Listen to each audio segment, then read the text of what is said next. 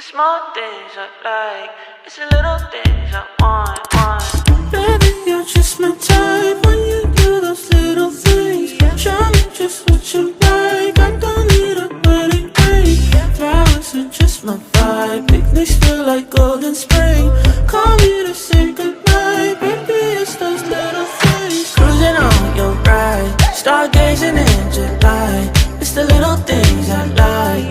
Give me it, give me it, give me it now. When you walk so shy, small kisses on my mind. It's the little things I like. Give me your, give me your, give me your love. Small things I like, it's the little things I want. It's the small things I like, it's the little things I want.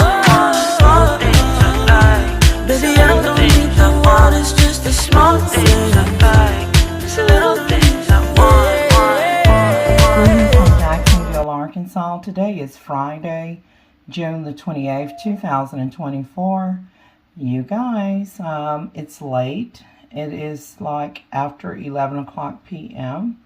And I actually just come in here and took out something from the freezer. I have took out 1 pound of ground beef. And here I have about 9 ounces of, and I'll just set it here. I have about like 9 ounces of pork chorizo. And let's see if we can get like some product information here. You know how I like to, you know, see like where the product is produced. It looks like that this chorizo was produced in Irving, Texas. And let's see if I can get some more company information here. Okay, so it says proudly made by PASTY. I'm not sure how to pronounce that, but it spells CACIQUE Foods, LLC in Irving, Texas. Now this chorizo is already has some seasoning in here. Some of the purpose of me making the video, you guys, is to have like meal ideals. So I come in here and I took out like I'm just gonna put this back over here, and I took out like this ground beef and the chorizo, and I'm trying to figure out like what are some of the things that I can do with, you know, with this ground beef and this chorizo, right? So I can like do the a couple of ideals would be to make like a Subway, a meatball marinara. Normally I would do like ground beef mixed with Italian sausage, and if I didn't have Italian sausage, like you know, a tube of pork sausage, not the whole tube, but maybe a half, you know, just to kind of, you know, enhance the flavor. And then, you know, I don't have the like the whole loaf bread, like Italian bread or cheese bread, to make the meatball. But if I was to make like a meatball marinara, my own homemade version of Subway meatball subs, instead of using marinara sauce, I would use like the traditional, well, you know, pasta sauce like for spaghetti, and add my own seasoning to kick it up a notch. And then I will, of course, have sliced black olives. I love black olives on pizza, in some pastas, and definitely on meat, on subs. And these are just ideals. And then, of course, if I don't have banana peppers, I like to have sliced jalapeno peppers on a meatball subs. And then I could dice up, not dice, but have like sliced onions and chop that up and put that on the meatball sub. But the only thing is I don't have the whole loaf like bread, like Italian bread that I can get like from a bakery. It don't have to be Italian. It can be cheese. It can be, I'm not really sure about the French loaf because that may be a bit hard. But you know where I'm coming from. Something similar to what you would get like at your Subway, local Subway shop, sandwich shop.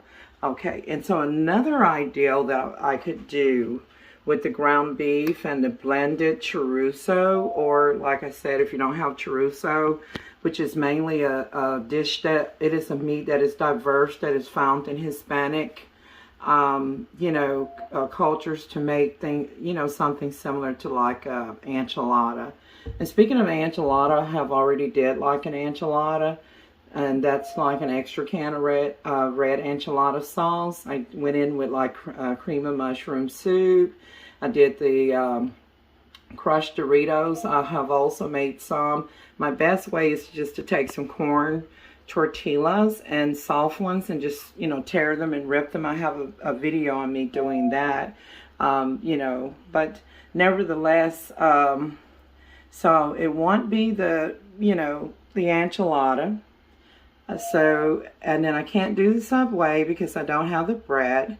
But, so another thing ideal would be, I believe that what I'm going to do is just take the chorizo and ground beef and like blend it together and either make a meatloaf and serve it with mashed potatoes and maybe some veggies, or I believe that I would enjoy it if I make it like a hamburger and like brown it on both sides and like mix the chorizo up with the ground beef and season the ground beef.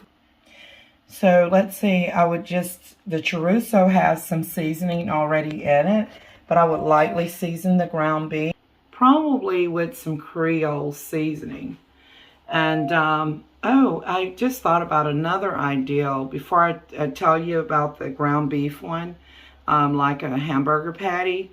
I actually just saw the spaghetti sauce mix here, okay? I normally get the McCormick brand, you know, but I decided to give this one a try. It's the Walmart Great Value. It's the same.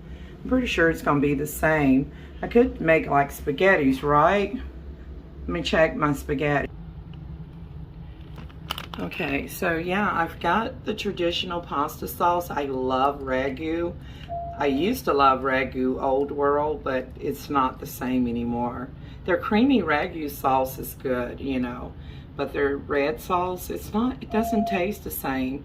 Prego is pretty good, and so I find that I can just get this or, you know, use my blender and, you know, blend my own tomatoes, onions, and peppers and make my own pasta sauce. So right here I do have some Ronco spaghetti. I also have some of the store brand. So I love like the thin spaghetti, so I could actually do some spaghettis, and either with garlic bread or a cornbread. You know what, you guys, I am just sharing with you all what I'm up to this evening. It's no biggie, you know, I'm just coming up with meal ideals. I hadn't gotten started. This is hard. It's frozen. And anyways, the chorizo is diverse, okay? And then here's the ground beef. So what I probably end up doing is mixing the chorizo up with the ground beef as if I would do, you know, like a half a pack of grounded pork sausage. And just to enhance the flavor and to stretch the ground beef. I'm not going to do the meatloaf. I'm not going to do the spaghetti, but I will make like hamburger patties and fry them in the skillet and drain off most of the cooking oil, not all of it. And then I will take some cream. I will take some cream of mushroom soup and add about like a can of milk and or water and just pour it over the ground beef patties that have been blended with chorizo. Chorizo is optional. You don't have to do this. This is just some meal ideals. And so you know what I'm talking about. I know how to make homemade gravy, but I do love the unique taste that you get from cream of mushroom soup. You know, and if you don't have cream of mushroom soup, of course, you can use cream of chicken. It tastes just about the same. But also, if I do the ground beef patty smothered in cream of mushroom soup, I'll serve it with like either some mashed potatoes, or I might just go ahead and kick it up a notch and go in with some Mahatma yellow rice. I really love it. It's like it tastes like yellow saffron rice. It is so nice to have this type of rice on deck. It goes well with just about any meal, anything from like meatloaf to whenever I do like tacos or enchiladas, and then like with refried beans or beans with grated cheese, pinto beans with grated cheese on it, and then this yellow rice or even a Spanish rice. It's always good to have something like this on deck. So y'all, I'm out. I believe this is going to complete my video. I'm just up here, you know, thinking about what I can do in terms of meal. And let me get this right. I was just thinking about what I can do in terms of, you know, preparing a meal. This is just some meal ideals, you guys. So thank you guys for watching. Don't forget to like, share, and subscribe. So I'm gonna wash my hands. Oh, you know what?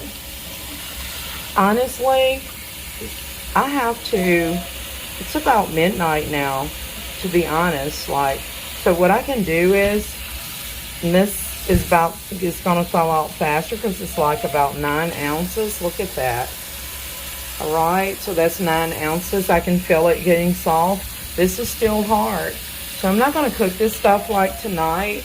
So I believe that what I'm going to do is I'm going to put it in a plastic bag and put it in the refrigerator, just in the lower part of the door in a plastic bag, so that it can remain cool. And then, you know, I'll take it out, because if I leave it out right here, it'll be completely thawed out, you guys, with this hot and humid weather. So I thank you guys for watching, and don't forget to like, share, and subscribe. I will see you guys in the next video.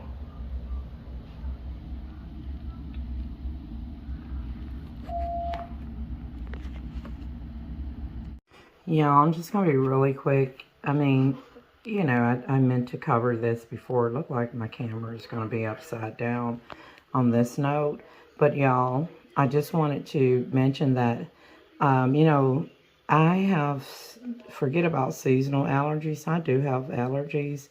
I like nasal. And I am used to having like, you know, like anything from like regular sinus congestion, over-the-counter tabs, to the, you know, like your Sudafed, or like these generic red Sudafads to help relieve, you know, sinus pressure or nasal decongestion. But I got these for the first time.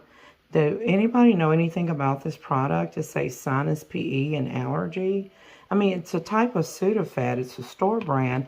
But as you notice, that pill is white, and this one's the traditional red one. So what I've gathered is that this contains both the allergy, similar to like what you find in Claritin or Benadryl.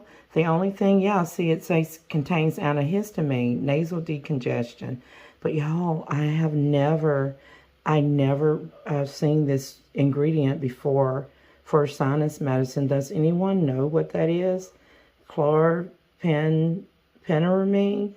And then this second one, definitely, I have not seen this word before, MALEATE, M-A-L-E-A-T-E, like male, like a man, and then the word ate. I've never seen this on a box of sinus medicine. Isn't that a bit weird? And again, then someone picked that up for me. I've never had that one, but we'll see. I've never had this one. I just took one recently, and we'll see how it helps with my severe nasal blockage. Y'all, it blew my nose, and it was just like a hard white plaque that came out of there. I'm not trying to gross you out, but really that is nothing more than witchcraft bewitchment as opposed to sinus blockage or swollen nasal polyps. So anyways, I just thought I would share this with you guys, that this has this one here with the red pills. It has the exact same ingredients as your Sudafed tablets. You know, it look like a little red hot. And then this one, as you can see, it has a picture of a white tablet. They're small. And then you have this one, the red one. Let me show you what they look like. Let's be real quick about this. And I'm not trying to make this a a medicine video, you know. I just want to share this with you if anybody ever had this product before. And if you can tell me, I'm going to Google it, but if you can tell me what is this sinus ingredient? MALEATE? I've never heard of that before. But we'll see if it works, okay? So I just thought I would share this information. All right, I'm truly out. See you guys in the next.